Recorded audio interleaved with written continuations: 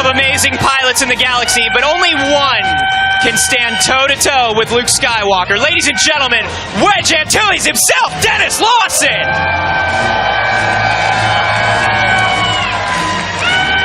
Dennis, welcome to your first celebration. Thank you, Anthony. Thank you. How is it for you? It's fantastic. I have to say, you know, this is the first con that I've done, and I can't believe it's taken me so long to get here. But just to quote another great movie, sci-fi movie, I'll be back. Nice. You've all been just wonderful. I'm so thrilled to be here. Thank you. It's such an unbelievable crowd, isn't it? Fantastic crowd. The best people in the world. Wonderful people. Lovely, lovely. Thank you. So, tell me about being Wedge, man. Tell me about the experience of being Wedge on that set. Well, it was, I think, probably the trickiest element of it, of shooting at that time, was actually doing the pilot stuff, doing the cockpit stuff. Because as I'm sure you all know, it's blue screen behind you. The cockpit is cut away in front of you. So there's a cockpit behind you and a camera in front of you, and George Lucas sitting by the camera. And that's it. And underneath, you're about 12 feet in the air. This was in those days, 1976, the first one. And we're about 6 to 10 guys under this platform, just moving it around a bit like that, to give it a little bit of motion. Yeah. So you'd no idea what was going to be going on behind you or in front of you, and so that it was a real, actually quite a tricky acting exercise. You're just suspended in the sky, Totally. being shook around while George Lucas stares you in the eye. That's right. And that's what it's like to be an X-Wing pilot. That's it. And in fact, I remember, the battle sequence in the first movie was quite, on the script was very long, obviously. Descriptive, this happens, that happens. Then there'd be a line from Wedge, and then on the next page, another line from Wedge, and then down at the bottom, another line, and went on for about 20 pages. And George thought I could just sit there and do all my lines over 20 pages.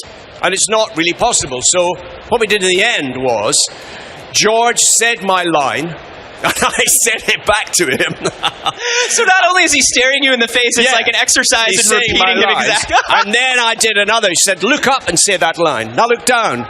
Now say it faster. Now, so it kind of went like that. But actually, it turned out to be great fun, and it kept it very alive and very immediate. You know, it was great. It seems like the experience on the set in those original films was very kind of close-knit, very tight, very friendly. Do you have any on-set moments or memories that really stick out for you? One of the lovely things was, we were, particularly in the first movies, we were a bunch of those pilots, all very young actors kicking off in our careers. And I knew a lot of the guys anyway. There was a great sense of camaraderie, because it was shot, as you know, in London and Elstree Studios. And I guess I remember most sitting around outside the soundstage, just chatting to guys, having a laugh, and that kind of stuff. It was a lovely sense of, as you say, of camaraderie, of friendship. And nobody had a clue what this movie was going to be. Yeah. What it was going to be like, the effect it would have. We'd no idea. The budget was actually quite modest at that point, So when we saw the final product, it just blew you away. We'd no idea what we were involved in. That's amazing. Yeah. And you just saw it up there in front of you, and all of a sudden you weren't sitting in a ring suspended 12 feet in the air. You were actually in the X-Wing. You were. It was amazing. And, George broke so much ground in those movies, technically. It was extraordinary what he pulled off in 1976. Yeah, absolutely. Amazing. Just amazing. Yeah. And you, obviously, these friendships formed. Yeah. It's been 40 years later. You guys, a lot of you are staying tight. You and Ian McDiarmid have an interesting relationship. Well, Ian McDiarmid and I don't think this is widely known, but Ian McDiarmid and I, the Emperor, started off in amateur dramatics together in a small town in Scotland called Dundee. And I met Ian when I was 17. He was the leading light of the Drama Society in Dundee.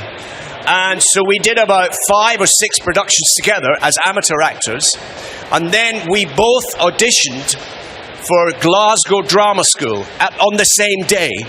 And I remember leaving after my audition, Nobody knew if we got in or not. And I shook Ian's hand on the street and said goodbye to him. And I watched him walk up the road, and I thought, I'll never see that guy again. And we both were accepted. We went through drama school together. We shared flat apartments together.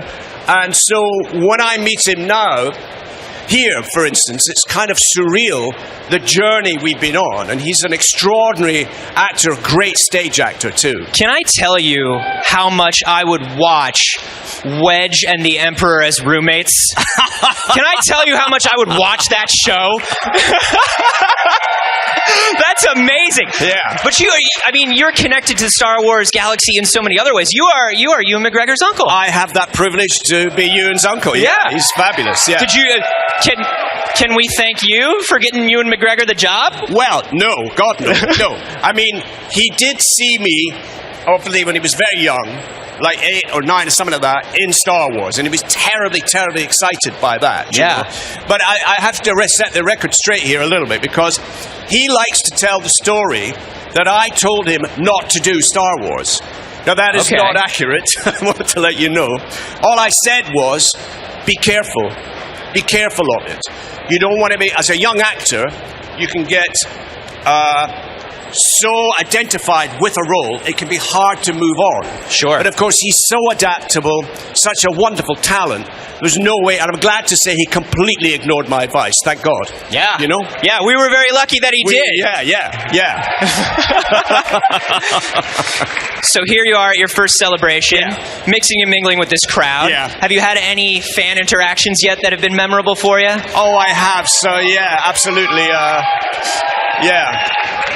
Look at these people. They're so psyched. They're so psyched. Wedge is here, you guys.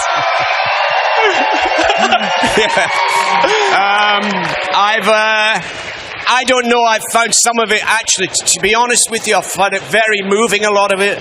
People are just so generous and pleased to see me, and that's really bowled me over. And I've found, to be perfectly honest, some of it a little bit emotional. You know, I met a couple the other day whose house burned down 3 weeks ago. They lost everything. Everything. And they managed to salvage some of their posters. What? Yeah. And they brought them in to be signed. And it was terribly touching, you know. They were, I don't know whether they were destitute, but they really had suffered, you know. That's amazing. Amazing. That's amazing. Wonderful couple. And to come here and to be surrounded by this community after something like that, a community that comes together over a love of this thing. I mean, Star Wars Celebration is really all about the heart of this thing and about the community of it. Yeah. It is so lovely to see you, Dennis. Thank you for coming to your first celebration. Hopefully we will see you at events for years to come. I'll be back. Dennis Lawson, everybody. Thank you very much. Thank you. And we will be back with more from Star Wars Celebration in just a minute, right here on the Star Wars Show Live.